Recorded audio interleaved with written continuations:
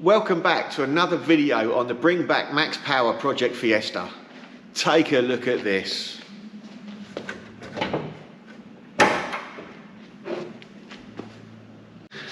So yes, now we have the 1.7 Puma engine sat in the engine bay of the Fiesta. We've got the drive shafts in and all the suspension and wheels connected as well. Engine mounts are just loose at the moment, as really it's only a bit of a test fit. Now, this engine, as standard, makes 125 brake horsepower. The original 1.3 made 59.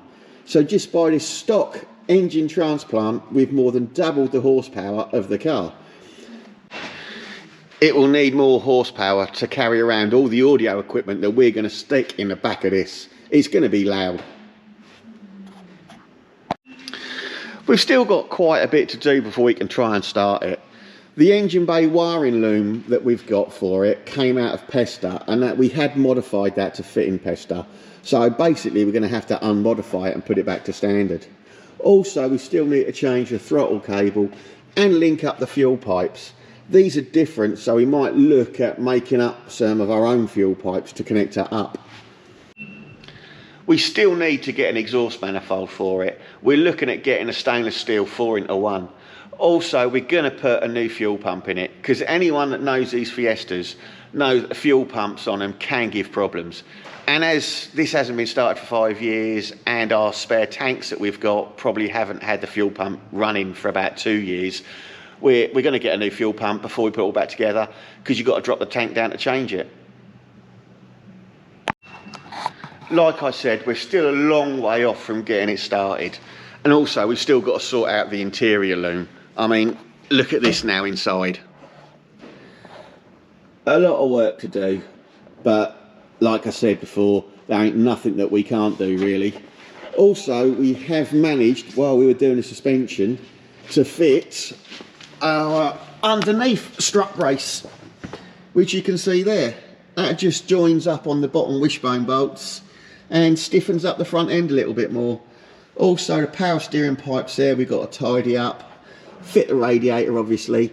Like I said, loads to do still, but we're making really good progress with this car. So we've got the radiator all in as well, a couple of hoses connected, and it's all bolted up on the cradle. While we were at it, we made some aluminium steady brackets up for the front bumper, and they've really helped secure that a lot more, so there shouldn't be nowhere near as much movement on that now. Also underneath, we put our polybushed dog bone torque mount on for the engine. That'll stop the engine rocking back and forward a lot, so that'll all help.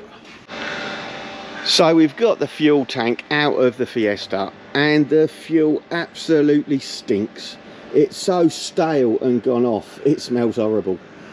Also, the pipe that was on there, we've cut a little bit of it, but that had just perished away. So it's probably let all sorts of moisture and that in there.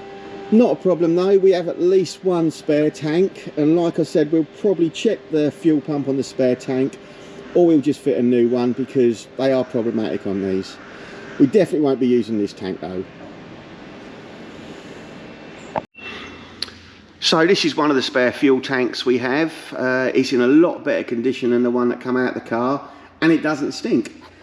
That hose there is all right as well, that hasn't perished away, and the whole filler neck is all right. We have a key for the cap. We will put a new fuel filter on it, and like I said, we'll check the fuel pump, make sure that works and is reliable enough before we put the tank in. And also we'll try and sort something out with the fuel lines, maybe make some custom lines up front to back, so it connects up to the Puma fuel rail. So let's find out if the fuel pump's working in this one.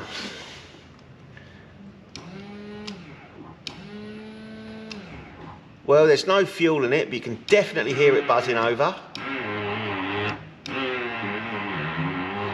Although it don't sound good there.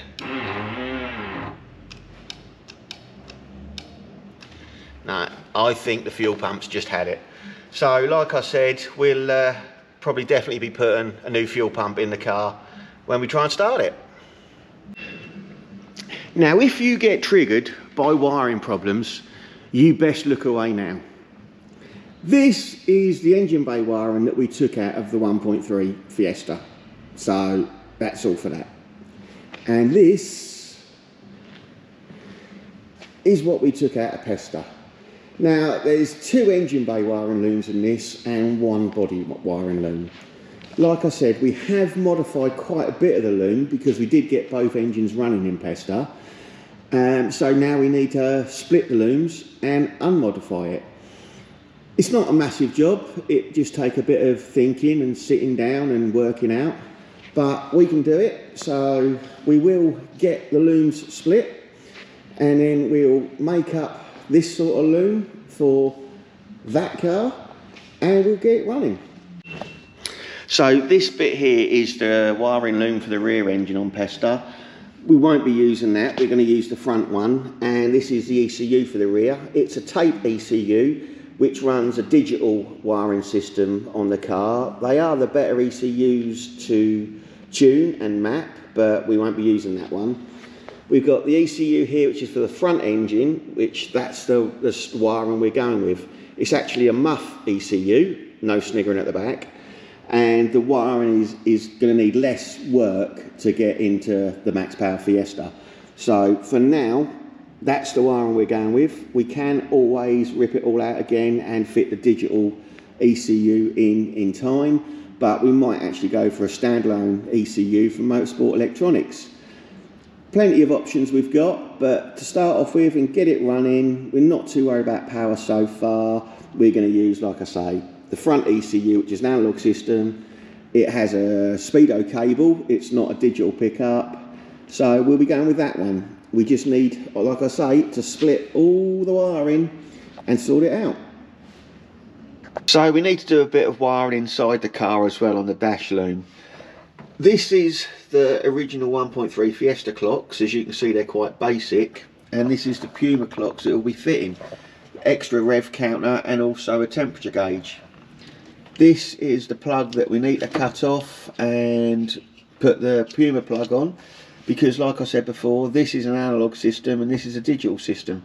So we also need to drill a hole in the bulkhead for the speedo cable to come through, because it's not a digital pickup. I hope you enjoyed this video. Don't need to remind you what to do. Thanks for watching.